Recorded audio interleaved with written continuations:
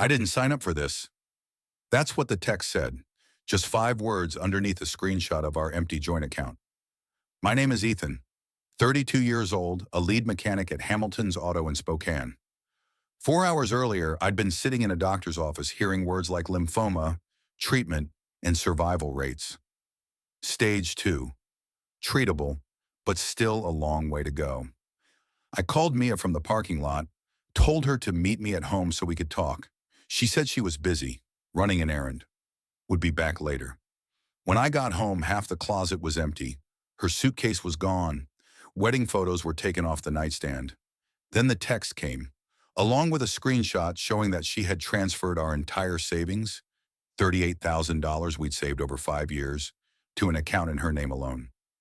I stared at the message for a full minute, retyped 2 words, be careful. Then I put the phone down, opened a beer, and sat on the back deck watching the sunset. No crying, no throwing anything. Just sitting there, feeling the weight of everything changing. The cancer I might be facing. The betrayal was something else entirely. Tom, my next-door neighbor, saw me sitting there and came to the fence. Is everything okay? I saw Mia drive out here earlier with a car full of stuff. I have some health news, I said. She's not taking it well. Tom nodded, not asking any more questions. Let me know if you need anything. Sarah makes great stew. Thanks, I said. After he left, I went inside and pulled out the folder my Uncle Brian had given me last month. He had retired from his estate planning practice last year, but he was still involved. When my grandfather died in February and left me his small plot of land up north, Brian had helped me organize the paperwork. Everyone needs to get their affairs in order, he said, especially when you're married. Protect each other. I had started the process, updated my will, listed Mia as a co-owner of the 1969 Mustang I had restored, though I hadn't filed the final paperwork with the DMV yet. Opened a secondary account at another bank to receive the proceeds of the sale when the transaction was complete. It was all to protect us, to protect her. It was funny how things had turned out. I picked up the phone and called Brian. When he answered, I said, "Remember our conversation about estate planning? I need to make some changes." There was a pause. Is everything okay, Ethan? No, I said, but it will be. I met Mia at my friend Drew's wedding in 2016. She was a paralegal at a downtown law firm. Smart, quick-witted, beautiful. We moved in together 6 months later and got married the following year. The first few years were great. We saved up to buy a house. Found a house in a good neighborhood that needed fixing up. I spent weekends replacing cabinets, refinishing floors, and installing new plumbing.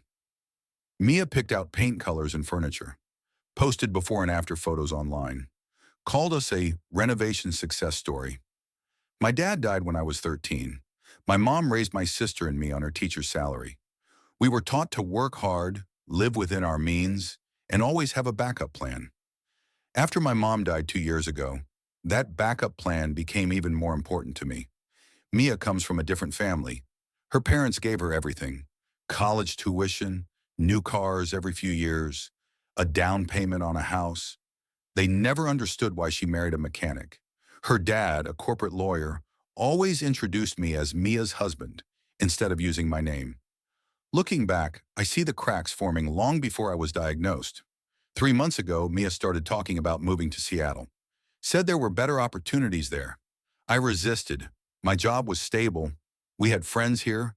The house was almost paid off. She went quiet after those conversations. Distant. Spending more time with friends I'd never met. Then there are the little comments that hurt more than necessary. Don't you want to do something more important with your life than fix cars? My college roommate's husband just became a partner in his company. They're building a vacation home. Sometimes I wonder what would have happened if I had moved to Chicago after college instead of staying here. I ignored the signs. Every marriage has its rough patches. We'll work through them. When I found a business card from a Seattle apartment complex tucked into her wallet, I didn't confront her. I just quietly called my Uncle Brian to discuss updating our legal documents. Started documenting our assets, just in case. 2 weeks later, I went to the doctor for what I thought was a lingering cold. Instead, I found swollen lymph nodes, then blood tests, biopsies. The night before I got my final diagnosis, Mia and I had dinner at the kitchen table. She talked about a co-worker's promotion. I watched her face, wondering if she could see the fear in me. "Is everything okay?" Finally, she asked. "Yeah," I lied. "Just tired." She nodded and continued eating. Didn't go any further. Didn't look at me at all, really. That should have told me everything I needed to know. 3 days after Mia left, I started chemo. The first session was harder than I expected. The nurse showed me to a reclining chair, hooked me up to an IV, and asked if my car was in the waiting room. "I took an Uber," I said. "My wife's out of town." She gave me a look I didn't understand, then patted my arm. "The first is the hardest. You'll get through it." I nodded, not trusting my ability to speak. I'd never told anyone except Tom next door that Mia was gone for good. Not just out of town. Somehow saying it out loud made it more real, more embarrassing. When I got home, there was a stew on the porch with a note from Tom's wife. "Made too much. Enjoy." I knew it was a lie, but I appreciated it. I tried to eat, but couldn't keep anything down. I ended up on the bathroom floor, sweating and shaking, alone. Sometimes I wonder what would have happened if I had moved to Chicago after college instead of staying here. I ignored the signs. Every marriage has its rough patches. We'll work through them. When I found a business card from a Seattle apartment complex tucked into her wallet, I didn't confront her. I just quietly called my Uncle Brian to discuss updating our legal documents. Started documenting our assets, just in case. 2 weeks later, I went to the doctor for what I thought was a lingering cold. Instead, I found swollen lymph nodes, then blood tests, biopsies. The night before I got my final diagnosis, Mia and I had dinner at the kitchen table. She talked about a co-worker's promotion. I watched her face, wondering if she could see the fear in me. "Is everything okay?" Finally, she asked. "Yeah," I lied. "Just tired." She nodded and continued eating. Didn't go any further. Didn't look at me at all, really. That should have told me everything I needed to know. 3 days after Mia left, I started chemo. The first session was harder than I expected. The nurse showed me to a reclining chair, hooked me up to an IV, and asked if my car was in the waiting room. "I took an Uber," I said. "My wife's out of town." She gave me a look I didn't understand, then patted my arm. "The first is the hardest. You'll get through it." I nodded, not trusting my ability to speak. I'd never told anyone except Tom next door that Mia was gone for good. Not just out of town. Somehow saying it out loud made it more real, more embarrassing. When I got home, there was a stew on the porch with a note from Tom's wife. "Made too much. Enjoy." I knew it was a lie, but I appreciated it. I tried to eat, but couldn't keep anything down. I ended up on the bathroom floor, sweating and shaking, alone. Brian took off his reading glasses. "Ethan, what she did wasn't just cold. It was probably illegal. Taking all the money when she knew you were sick, knew you were going to have to pay the hospital bill. Can I prove it? That she knew?" He thought for a moment. "The phone records will show you called her right after the appointment. The bank statements show when she transferred the money. If you wrote down the date of diagnosis..." I pulled out my phone, showing him the text she'd sent. "I didn't sign up for this." Brian's expression hardened. "That's disastrous." We spent the next 3 hours strategizing. Mustang's title changed, the sale of the land, my health insurance and medical bills, writing it all down. As I was leaving Brian's house, my phone rang. An email from Mia's cousin Megan, who had always been friendly to me. "Ethan, I heard what happened. I'm so sorry. I don't know what Mia's thinking. Just wanted you to know that I'm here if you need anything." I stared at the message for a long time. Then I replied, "Does Mia know about my diagnosis?" Megan quickly responded, "Yes. She told everyone you had cancer but said she couldn't take it and needed a fresh start." My whole family is shocked. This is not true. I thanked her and put the phone away. I drove home with the windows down, feeling the summer air on my face. For the first time since my diagnosis, I felt clear-headed. I knew exactly what I needed to do. 2 weeks after starting treatment, I received a letter from Mia's lawyer. She wanted a divorce, citing irreconcilable differences, asked to remove my name from the mortgage, but wanted half the equity in the house. No mention of how much money she had taken. No information about my illness. I handed the letter to Brian. That's bold, he said as he scanned the document. Taking all your savings when you know you're sick and then wanting half the house on top of that. What should I do? Don't answer yet, Brian advised. Let's see how far she wants to push this. The next day, I got a text message from an unknown number. Ethan, it's Mia. This is my new number. I know you're upset, but we need to work this out. My lawyer says I'm entitled to half the house. I didn't reply. 3 days later, another text. Ethan, being a kid isn't helping. I know you're going through a lot, but I have rights too. Going through something, like cancer, was a bad mood I needed to get over. I blocked the number. The third round of chemo hit me hard. Couldn't keep food down for 2 days. Lost 12 pounds. Ella finally came from Portland and stayed for a week. Cleaned the house, stocked the freezer, took me to the doctor. The day before she left, we got another letter from Mia's lawyer. More demands. More threats about the money I owed her. Ella was furious.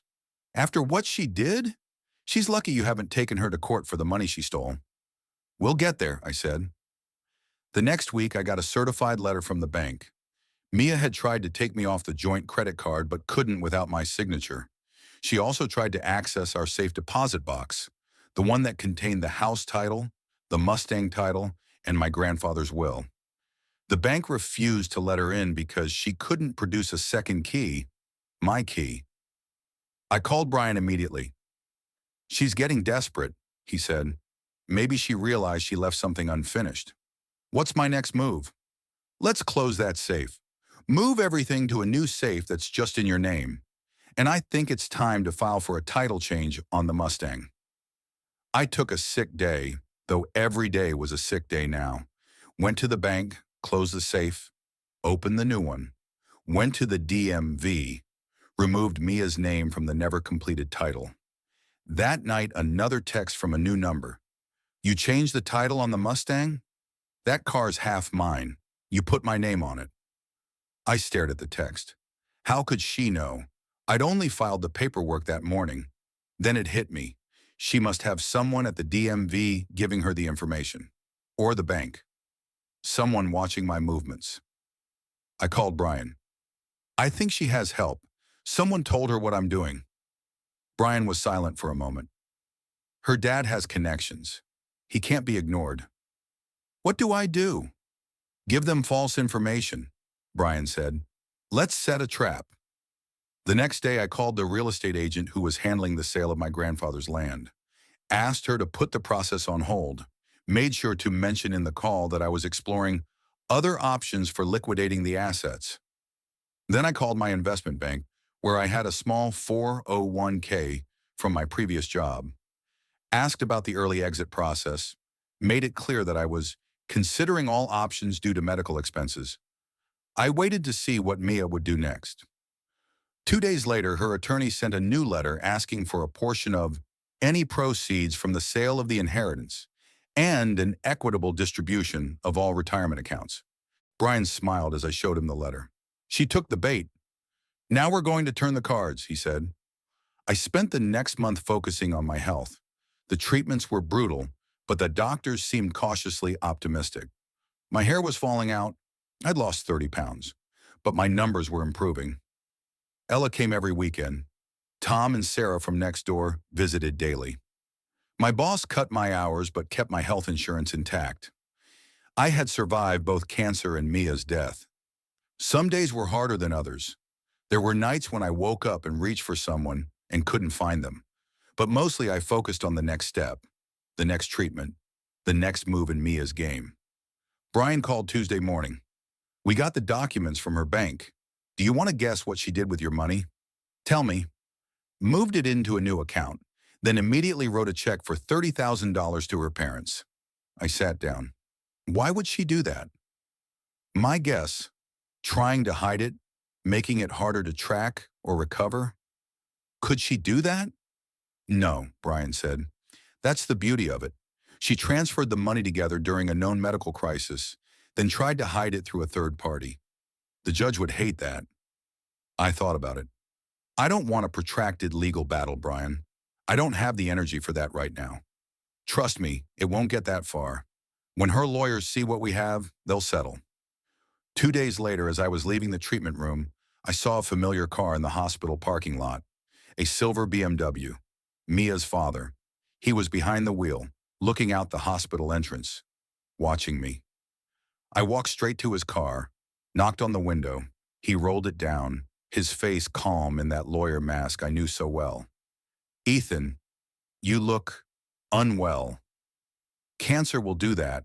Why are you here?" "Mia is worried. She said you're being unreasonable in the divorce proceedings." I almost laughed. Is that what she called it? Unreasonable? She was willing to be generous considering your circumstances. A fair division of assets, including the house. After she took every penny we had. After she left the day I was diagnosed? He was polite enough to look uncomfortable. She was upset, emotional. People make mistakes. This isn't a mistake. This is a choice, he sighed. "Ethan, let's be realistic. You're sick. You need to focus on getting better, not on a legal battle you can't afford." That's when it hit me. They thought I was desperate. I thought I was broke after Mia emptied our bank account. I thought I would take any deal to avoid a fight. They didn't know about the land sale. I didn't know I'd taken her off the Mustang title before she could claim it. I didn't know I'd written everything down. "Tell Mia I'll talk to her lawyer on Friday," I said, turning away. "Ethan," he called after me, "don't make this harder than it has to be." I didn't look back. On Thursday, I met with Brian and the estate attorney he brought in, Catherine Chen. We went over everything. The bank records showing Mia had withdrawn money shortly after my diagnosis, her text messages, Megan's testimony confirming Mia knew about my cancer, the check to her parents. "This is clearly financial abandonment," Catherine said, "plus the attempt to conceal marital assets. No judge is going to look favorably on that." "So what do we do?" I asked. "We file for divorce ourselves," she said. "We prove medical abandonment, financial fraud, and attempted concealment of money. We ask for the full recovery of lost money, along with legal fees." "Will that work?" I asked. Catherine smiled. "I've never seen a cleaner case, but I didn't think it would go that far. Once they see what we have, they'll give up. And if they don't, then we go to court and she loses everything, including her reputation." For the first time in months, I felt a little hopeful. On Friday morning, Catherine sent Mia's attorney our response. A full divorce filing with all the evidence. Bank records, text messages, witness statements, medical records. Everything laid out clearly, in detail. By noon, Mia's attorney had called an emergency meeting. "That was too fast," I told Brian on the phone. "They didn't expect you to have ammunition," he said. "They think you're too sick, too poor, or too broken to fight back." The meeting was scheduled for Monday. I spent the weekend resting and preparing myself. On Sunday night, I got another text message from a new number. "That's cruel, Ethan. I made a mistake, but this is revenge. My parents can't pay me back right now. You're trying to destroy me." I stared at the screen. Revenge? I wasn't the one who abandoned my sick wife and stole their entire savings. I wasn't the one who hid behind my lawyer and my parents. My first response was, actions have consequences. On Monday morning, I met Brian and Catherine at her office. They wanted me there, but advised me not to say anything unless asked directly. Mia arrived with her father and her lawyer, a thin man with expensive glasses who frowned. She looked beautiful, tanned, rested. Like the last few months had been a vacation while I fought for my life. She wouldn't meet my eyes. Her lawyer spoke first. "We have reviewed your file. While we disagree with your description of events, my client is willing to negotiate a settlement to avoid unnecessary conflict." Catherine smiled. "Let me be clear. This is not a negotiation. This is a social meeting before we go to trial.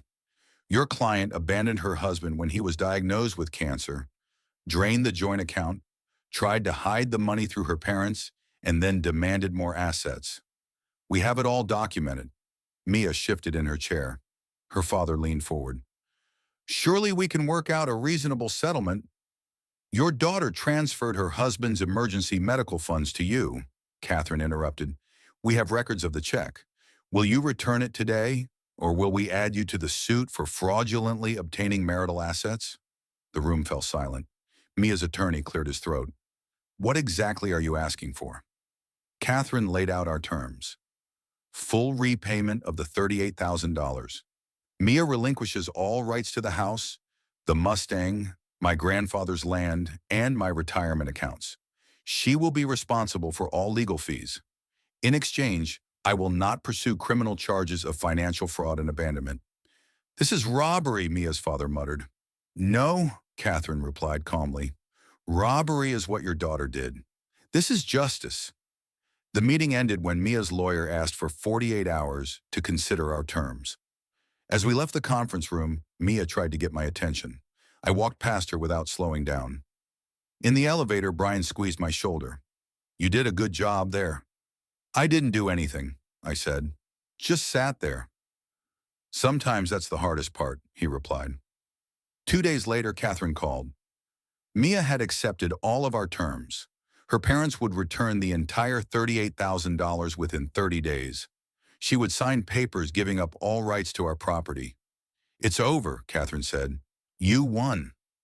But it didn't feel like victory. It felt like the end of something I thought would last forever, like closing a book in the middle of a story. And yet, for the first time since my diagnosis, I slept through the night. The payment arrived exactly 30 days later, a check for $38,000. I deposited the money immediately, then called the oncologist's office to pay the hospital bill.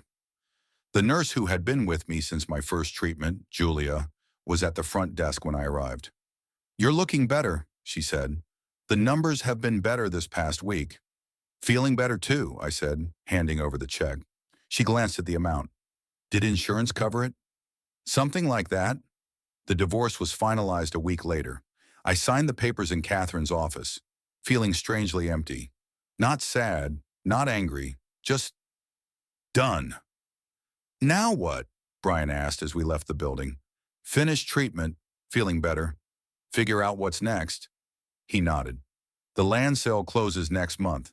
That'll cost another $65,000, and if you decide to sell the Mustang... Not yet, I said. I'm not ready to let it all go. That evening, I sat on the back deck with a glass of water and watched the sunset. The nausea from the chemo had finally subsided. My hair was starting to grow back, uneven, but still there. The doctors were using words like good response and promising outlook. The phone rang, an email from Mia's cousin, Megan. Ethan, I heard it's done. I'm so sorry for what my family did to you. Mia's parents are selling their cabin on Lake Coeur d'Alene to pay back the money they owe you. My aunt is furious, blaming you instead of Mia. But I want you to know that some of us understand what really happened. I hope you're feeling better.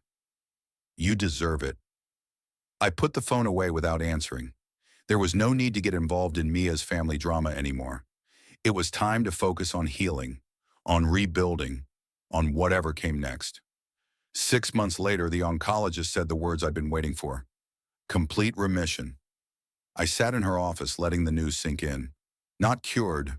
The lymphoma could still come back. But for now it was gone. The battle was won. What now, I asked. Regular checkups, blood tests, CT scans every 6 months. But for now, Ethan, just live your life. I made 2 calls that night. First to Ella, who screamed with joy. Then to my friend Joel in Missoula, who had been asking me for years to work at his auto shop. Is there still room for me? I asked. Sure, he said. When can you start? A month later, I sold my house in Spokane. I used the money to buy a small cabin outside Missoula, 2 bedrooms, a garage big enough to hold my tools and my Mustang, and a view of the mountains from every window. The day I drove out of Spokane, Tom and Sarah from next door came to say goodbye. Sarah gave me a stew to take on the road. I thanked them for everything. The meals, the lawn mowing, the quiet support when I needed it most. Are you okay? Tom asked. Really? I thought about it. On my way. 3 months after moving to Montana, I got a text message from an unfamiliar number. Mia again. I heard you're in remission. I'm so glad. I know you won't believe this, but I think about you often. I made a terrible mistake. I was scared and selfish. I'm sorry, Ethan, for everything. I read it twice and debated whether to respond. In the end, I typed back 4 words. I survived. Be well. Then I blocked the number, put away my phone, and started working on the Mustang. Not selling it, but keeping it. To restore it again, this time just for me. Some things once broken can't be fixed, but other things can be rebuilt, stronger than before. I am one of them.